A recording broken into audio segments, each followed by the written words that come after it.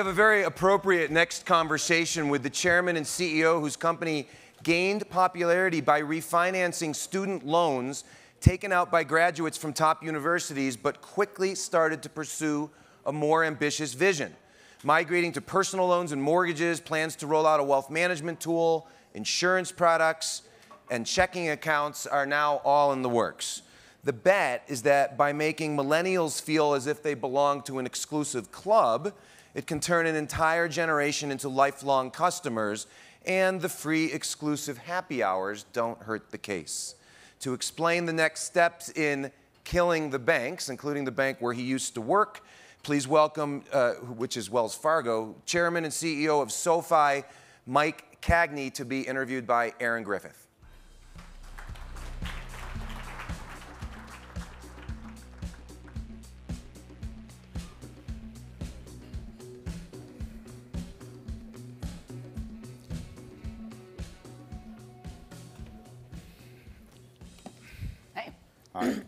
That was quite an intro. So just to add on to that a little bit, so Mike started SoFi 6 years ago. It's now worth $4 billion. More than $4 billion. More than 4. What's the exact 4 point? It's more than $4 billion. That's all I can tell you.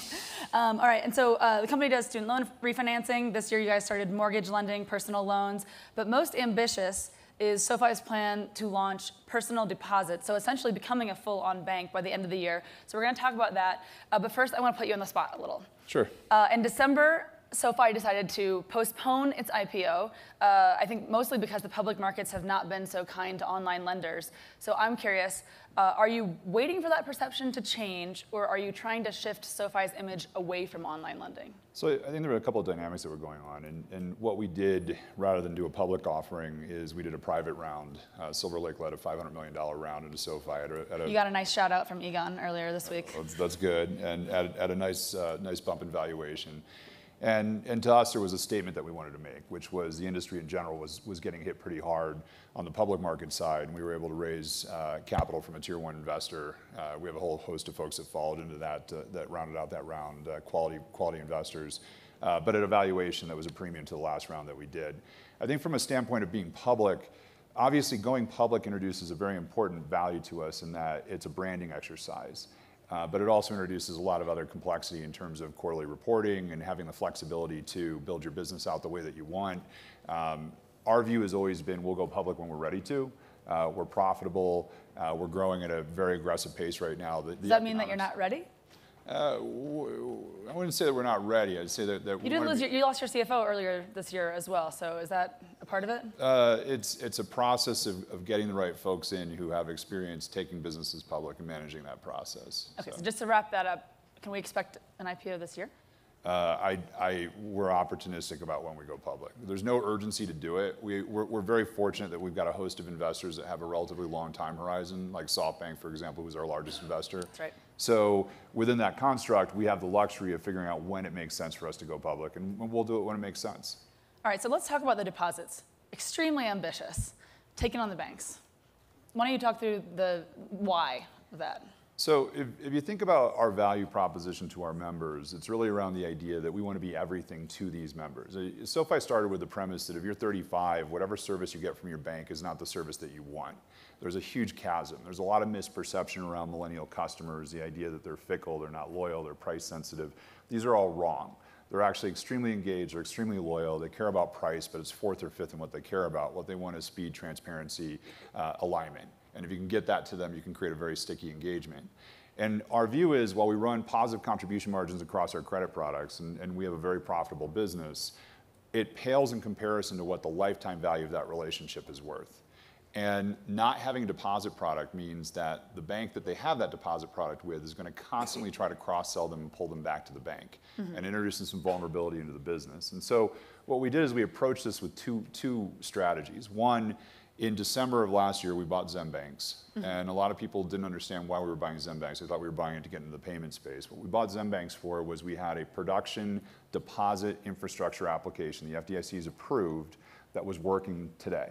And we're taking that, putting it into our broker-dealer, and we're able to offer a effectively sweep account, so a checking account that has FDIC insurance.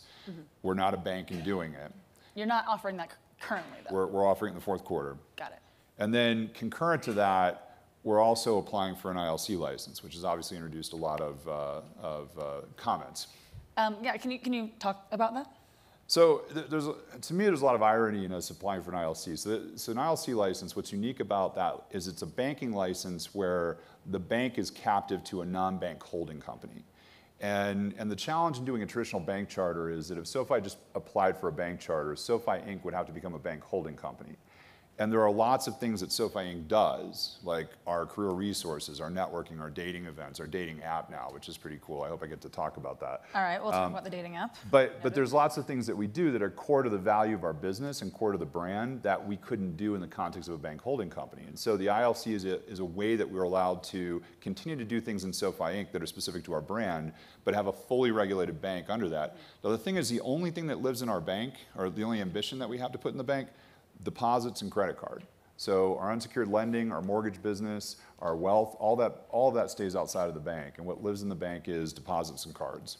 And so, am I correct that you will be, if successful with this, the first new charter issued in 10 years? 12, I think, yeah. Wow. You mentioned lifetime value of your customers. What's the lifetime value of your customers currently, and how could that change once you add deposits?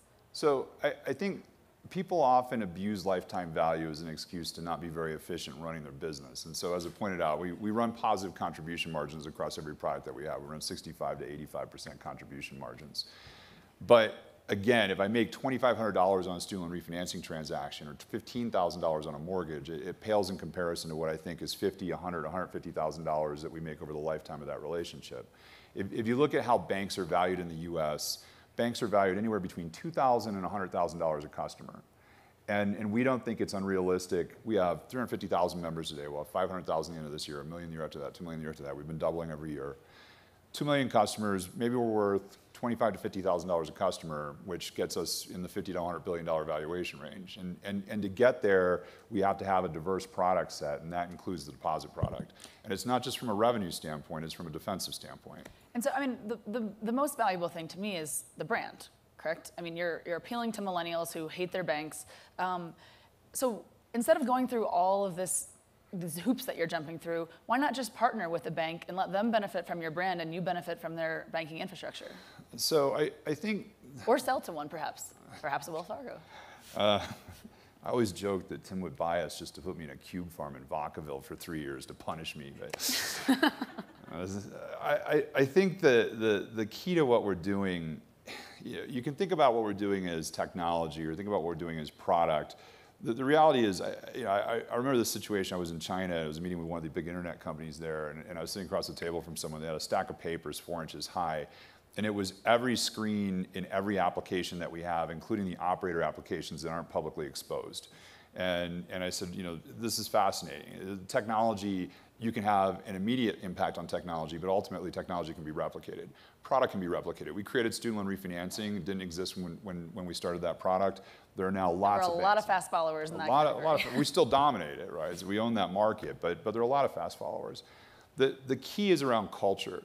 You have to have a culture of commitment into this customer base. And if you don't have that, it's not going to work. And there was a point in time about a year ago, one of the big brokerage firms tried to buy us. Which one? I can't say. And they have a wealth management. Give us a hint. They have a wealth management business with lots of 65, 70, 75-year-olds who are starting to die, and the 35-year-olds aren't coming on the platform. And they said, boy, wouldn't SoFi be a great solution to this? We buy SoFi and they just all these millennials onto our wealth management platform. And our customers are called Henrys, that high earner, not rich yet. The not rich yet is the operative part there. And I sat down with them and I said, look, your issue isn't that you can't reach these people. You have more marketing dollars than we have. Your issue isn't tech. I mean, you listen to Tim talk about he has $7 billion to spend in tech. I've never spent I don't think we'll ever spend $7 billion in tech. The issues around culture, and do you have a commitment and culture to deliver value into that customer base? Because this is a very unique customer segment. And the industry, the financial industry, and why they're so vulnerable right now is they don't realize that the model they have isn't going to work for that next generation of consumer. Mm-hmm. And so you mentioned this idea of the Henry. Could that focus draw you unwanted regulatory scrutiny around fair lending practices? So I think there's a couple of dynamics to this. One is I have members who are 19 years old and I have members who are 90 years old. So there's nothing that says you have to be 35 to be able to come into SoFi. Now, obviously, the value proposition has been cored and geared towards what a 35-year-old wants. But if you think about our core value proposition, speed, transparency, and alignment, it turns out you can be 50 and like speed, transparency, and alignment as well. It turns out that everybody likes to use their phone versus having to go to a branch. I had an interesting example because Tim was talking about 50 million people going to branches. I've had 40-some SoFi events that I've hosted or been participant of, and everything from happy hours to wine tastings. I never have gone to a dating event because I'm happily married. But I asked them, have you ever been to a branch? And almost universally, no one's been to a branch in the last 5 years. Wow. Right? So there's no branches on your roadmap then? No, absolutely not. All right, we are running low on time already, so I want to ask if there's any audience questions. Otherwise, I wanted to. Can you talk a little bit about cryptocurrency? We had a really interesting conversation backstage about the way that you're looking at it. And this morning, the cryptocurrency panel, there are a lot of questions about how it can actually be applied. This is an interesting application. Yeah, I mean, I think you have to disentangle cryptocurrency with blockchain, right? And the challenge with cryptocurrency is that it's a medium that doesn't hold value. And so to use it as a transaction, use it as effectively currency, the problem is it's still pegged back to the dollar. So if the dollar didn't exist and all we had was Bitcoin, we would be fine. But the fact that it trades to the dollar and its value fluctuates so significantly, it makes it nearly impossible as a store of value to use this currency.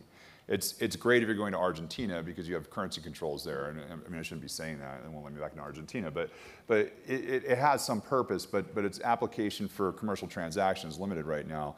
The blockchain and Ethereum, on the other hand, are absolutely fascinating infrastructure applications. And one of the ones that we're thinking about is title insurance.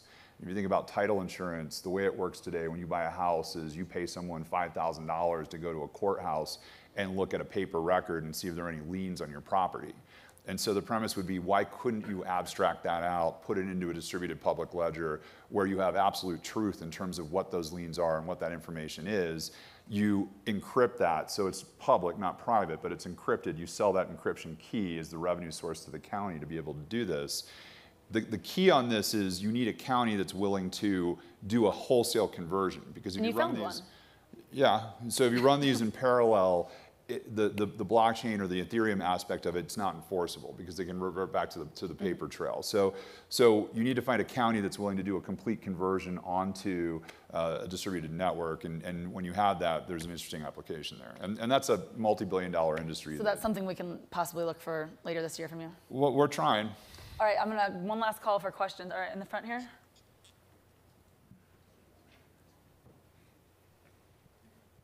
All right, very quickly, and maybe. Yeah, hi, Rob Lever at AFP. Can you talk about the credit scoring system, how you look at that, and how you do things? From what I understand, you do things quite a bit differently, and what the implications of that are. Yeah, I think so. Traditional credit scoring is based around FICO and debt to income. And those are good metrics for ascertaining credit, but they're not great metrics for ascertaining credit. And I think there's a whole bunch of interesting nuances here. We look at ability to pay as a primary driver in terms of assessing credit. So we take your income, list the bills that you have that we see, list the bills that you have that we don't see. Do you actually have free cash flow or not? Can you service your debt? And if you can service your debt, that's a key indicator for us. We look at things like where you went to school, what you do for a living, how long you've worked for. Because if you lose your job, how robust are you going to be to get reemployed? That's an important driver as well. And we look at characteristics in terms of things like credit usage. So did you have 3 inquiries in your credit report in the last month? That's a big red flag. And there's things that we can show statistically that tie into that. But what's more interesting is if you think about where greenfield opportunity is in credit, if you look at thin file, for example, and you look at situations where you can augment traditional bureau reporting with things like cell phone data, social graphs, there's a lot of interesting application. The challenge is that we don't have a robust framework in the US to test that, because the CFPB says you can't use anything in underwriting that you can't prove is statistically impacted credit, but I don't know how you prove it impacts credit unless you put it in the underwriting. And so there's a little bit of a chicken and egg dynamic, and there's some discussion about sandboxes that we can use to test this, but they've not been fully vetted out. We've been able to underwrite in a way that's very different than the industry and has produced outstanding credit performance. So we've been able to get AAA in our securitizations. If you look at our student loan refinancing business, the cumulative defaults in that business are in the single basis points.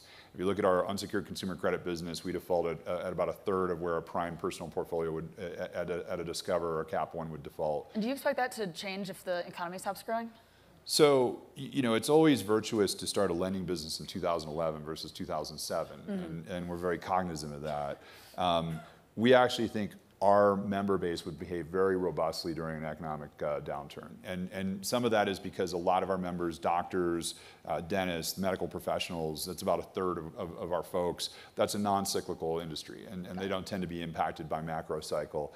But in general, if you look at just the schools our members go to and how robust they performed during the last cycle, we're pretty confident about our credit. Well, Mike, thank you very much. Thank you.